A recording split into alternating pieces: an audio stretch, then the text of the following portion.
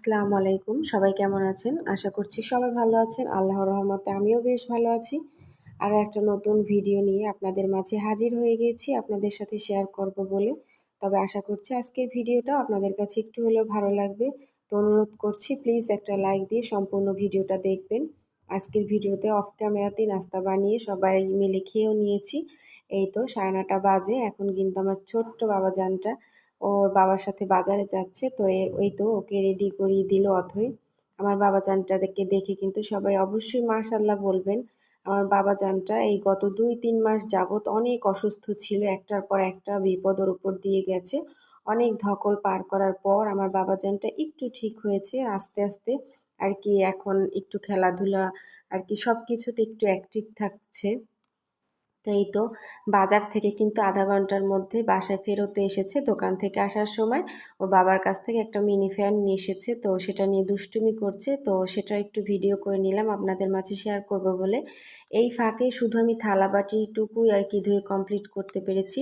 আর ঘরের বাকি সমস্ত কাজ কিন্তু এখনও রয়ে গেছে, এখনও করা হয়নি। তো একে একে একে আর কি করতে থাকবো। আসলে আজকে না সব কিছু হযবরল হয়েছে, তাই সিরিয়ালভাবে আপনাদের সাথে শেয়ার করতে পারিনি। তো সেই জন্য দুঃখিত। আমার ভাই বোনেরা অবশ্যই সেটা বুঝে নিবে। প্রতিদিন তো আর একইভাবে সিরিয়াল মতো সব ভিডিওগুলো দেওয়া সম্ভব না, তাই না? তো এই তো আমি কিন্তু ঘর যখন পরিষ্কার করতে গিয়েছি, মানে বিছানা গুছিয়ে রুম ঝাড়ু দিচ্ছি, তো তখনই আব্বু 5 লিটার দুধ এনে ডাকাডাকি শুরু করে দিল। তো নিচ থেকে আমার মেয়ে গিয়ে এই তো দুধের বোতল নিয়ে আসলো। তো তারপর আমি দুধ ছেঁকে ভালো করে ছেঁকনি দিয়ে তো এই তো বোতল ভরে ভরে রাখলাম। এরপর অফ ক্যামেরাতেই অনেক দৌড়াদৌড়ি করে অনেক কিছু করে, মানে ওই যে দুধের পিছনে আর কি দুধ যে বোতল ভরে ফ্রিজে রাখলাম, ছেলেকে একবার পাঠিয়ে দিলাম, আবার বাজার থেকে আসলো, ওকে ফ্রেশ করলাম, ড্রেস পাল্টালাম, এই যে একটু বাড়তি সময় নষ্ট করায় আর কিন্তু আমি সেভাবে সুন্দরভাবে আর কি ভিডিওগুলো করতে পারিনি। আর কি দৌড়াদৌড়ি করে কাজগুলো শেষ করতে হয়েছে। তো কাজগুলো শেষ করেই চলে গেছি নিচতলাতে আব্বু অনেক বাজার এনেছে, সাথে একটা 2টা আর কি তরমুজ এনেছে। তো সবাইকে সেটা খাওয়ার জন্যই ডাকলো যে তাড়াতাড়ি নিচে চলে আসো। তো এই তো আমার শাশুড়ি আম্মু তরমুজগুলো কেটে ফালি ফালি করে একটা গামলার মধ্যে রাখছে, যেহেতু আমরা পরিবারের সদস্যের সংখ্যা মাশাআল্লাহ অনেক বেশি।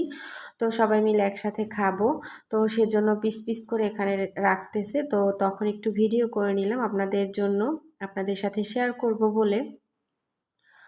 পরিবারের সবার আর কি মতামতের গুরুত্ব থাকলেও পরিবারের বউদের কিন্তু মতামতের কোনো গুরুত্ব থাকে না, তাদের ইচ্ছার কোনো দাম থাকে না। সারাদিন খাটতে খাটতে সবার ইচ্ছার আর কি দাম দিতে দিতে ক্লান্ত হয়ে যায়, তবুও কিন্তু নিজের ইচ্ছের কথা বলবার কোনো সুযোগই পাই না, আর সময়ও পাই না। সুযোগ সময় পেলেও হয়তো দেখা গেছে তার মূল্য কেউই দেয় না, এটাই বাস্তব।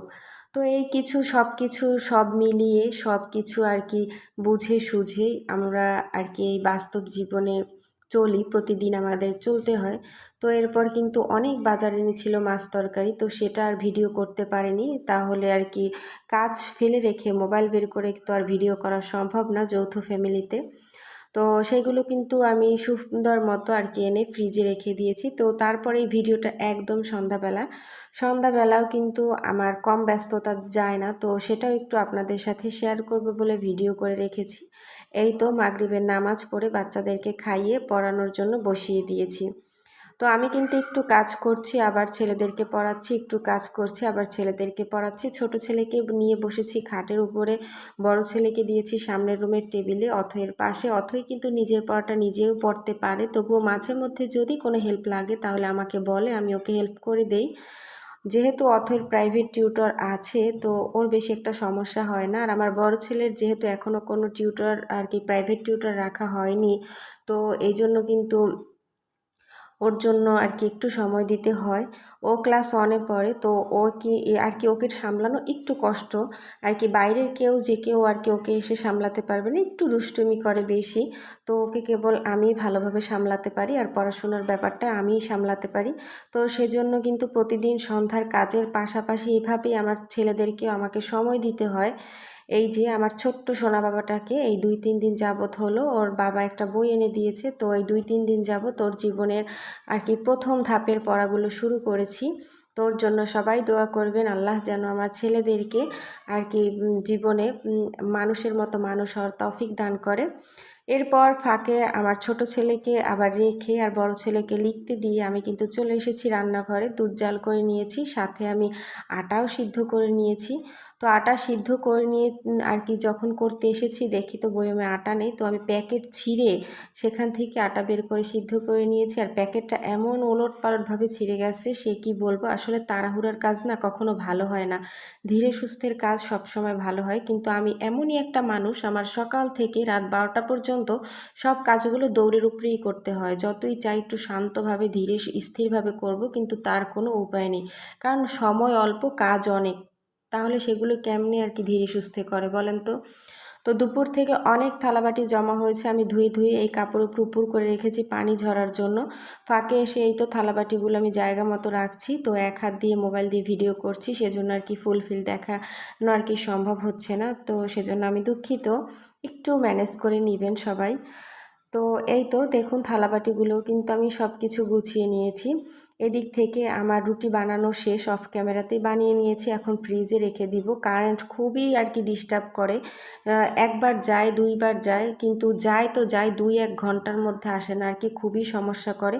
এরপর অফ ক্যামেরাতে কিন্তু রাতের খাবার খাইয়ে দিয়েছি বাচ্চাদেরকে, নিজেও খেয়ে নিয়েছি। এই যে রাতের থালাবাটি ধুয়ে টেবিল উপর রেখেছি, এখন পর্যন্ত কিন্তু কারেন্ট আসেনি। সেই সন্ধ্যাবেলা আর কি বাবুদের পড়ানোর সময় কারেন্ট গেছে, এখন রাত 11:15 বাজে, এখনও কারেন্ট আসেনি।